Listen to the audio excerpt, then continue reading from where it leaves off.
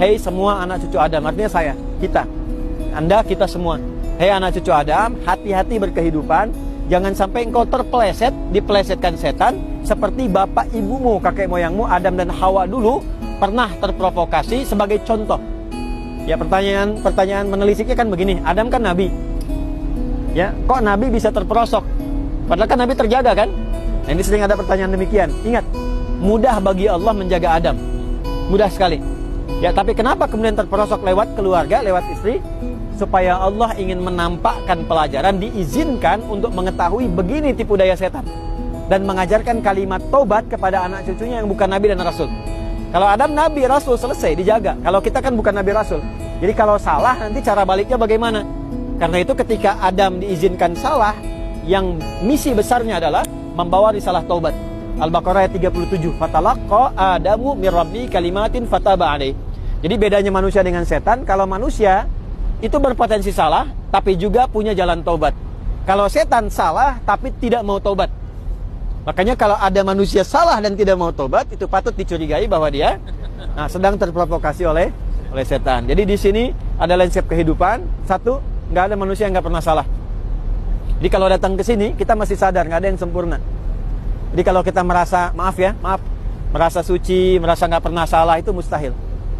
Ya mustahil. Sebagai suami pasti pernah salah, sebagai istri pasti pernah salah, oke? Sebagai anak pasti pernah salah. Dan sebaik-baiknya orang salah itu adalah orang yang menyadari kesalahannya, lantas dia berusaha menjadi soleh. Nah, jadi refleksi padang Arafah itu, kenapa pertama kali wukuf, diam untuk berkontemplasi, merefleksikan diri. Ya saya memang salah. Jadi di sini nggak usah tinggi-tinggian. Kalau nanti haji, wukuf, nggak usah tinggi-tinggian, merendah aja. Semakin merendah, semakin Allah berikan hidayah. Ya kalau suami istri datang minta maaf, ya kan? Perbaiki. Kalau anak minta ampun sama Allah, lu minta maaf pada kedua orang tua. Ini refleksi semua. Jadi kalau bisa menanamkan nilai itu, pulang-pulang jadi orang baik, itu pasti itu. Tapi kalau masih angkuh, nggak ada perubahan. Ya, makanya terakhir Arafat, jamak dari Arafah itu kenal. Satu, kenal Allah. Pulang dari sini mesti kenal Allah. Masa dicipta sama Tuhan nggak kenal Tuhannya, kan aneh, ya kan? Anda punya bos, kenal bosnya. Ya, dapat orang baik, kenal orangnya. Masa Allah yang maha baik, ngasih oksigen, ngasih hidup, ngasih rizki, nitipkan berbagai hal, kita nggak kenal, kan aneh, ya kan? Jadi pulang dari sini kenal Allah. Kedua, kenal Rasulullah. Makanya kita dari Madinah dulu, ciri orang berhasil dari Madinah adalah punya rasa cinta pada Nabi. Kan cara kenal Allah lewat Nabi kan? Yang ketiga adalah kenal diri kita sendiri. Kenapa hidup? Kenapa berkehidupan? Kenapa nggak jadi tanaman? Apa tugasnya? Jangan sampai jadi manusia kita nggak kenal bagaimana tugas kehidupan kita. Nah, setelah paham tiga ini, baru kita akan mengerti kenapa kita berkehidupan. Ada pasangan, ada keluarga, ada macam-macam. Pelajari dari sini tiga hal. Saya tutup.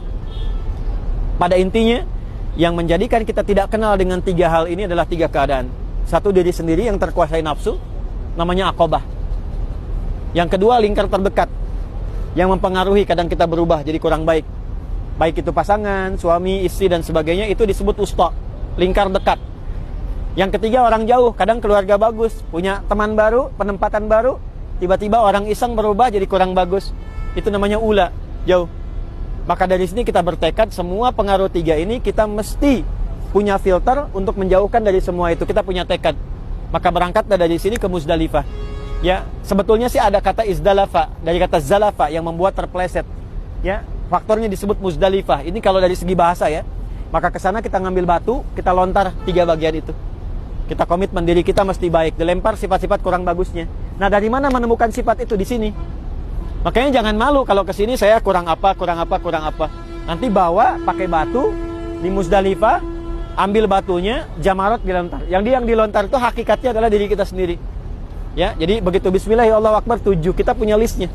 Ini Adi Hidayat nih, keras kepala, Adi Hidayat nih, kurang bagus, suka iri hati, lontar. Itu kalau melontarnya begitu, itu air mata keluar, begitu keluar air mata, sifat-sifat kotornya juga keluar.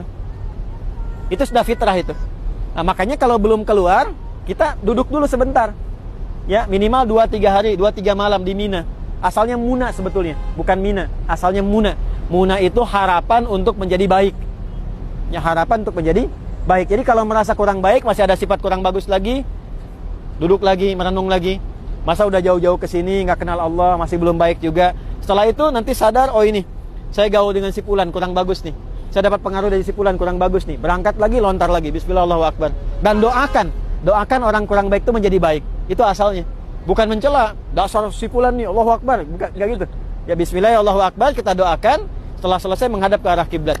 Inilah doanya, inni wajjahtu wajhiya lilladzi fataras samawati wal arda hanifan muslima wa ma ana minal musyrikin. Ya inna salati wa nusuki wa mahyaya wa mamati lillahi rabbil alamin la syarika lahu bidzalika umirtu wa ana minal muslimin wa ana awal muslimin. Jadi ketika menghadap, ya Allah, aku berkomitmen sekarang, aku akan pasrahkan diriku pada ketentuanmu. Mulai sekarang aku berjanji jadi orang baik. Aku akan konsisten dengan sholat, aku tegaskan ibadah. Kalau aku hidup, diberi kesempatan, aku jadi lebih baik. Tapi kalau aku wafat pun sekarang, mohon wafatkan aku dalam keadaan muslim yang baik. Jadi itu risalah terakhir sebagai manusia menemukan tentang hakikat kemanusiaannya. Orang haji itu puncaknya itu. Jadi begitu mendapatkan itu hari kedua di Muna, dia boleh langsung kembali. Tapi kalau belum sadar, kesempatan terakhir hari ketiga. Begitu selesai 3 hari, keluarlah sifat buruknya, baiknya muncul. Nah, kebaikan yang datang setelah buruknya hilang itu disebut birrun namanya. Birrun, sifat baik yang muncul setelah buruknya hilang. Kalau dia melekat pada diri kita, maka berubah namanya dari birrun jadi mabrurun.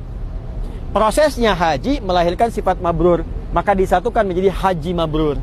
Jadi haji itu bukan gelar asalnya, proses ibadah yang melahirkan sifat baik. Jadi disebut Pak Haji, Bu Haji itu maksudnya apa? Memberikan kesan bahwa Anda sudah baik, jangan jadi nggak baik lagi. Makanya pulang-pulang Pak Haji, Bu Haji, maksudnya Anda sudah jadi orang baik. Jangan nggak baik lagi, lisan nggak baik, kaki nggak baik, dan sebagainya. Nah, ini adalah haji kecil, kita berada di sini, refleksinya demikian. Mudah-mudahan kehadiran kita bisa merubah jadi lebih baik. Ya, datang ke sini. Ini nggak ada ritual apapun selain musim haji. Jadi sekarang nggak ada ritual, cuman belajar aja. Belajar dari semua landscape ini, merubah diri kita.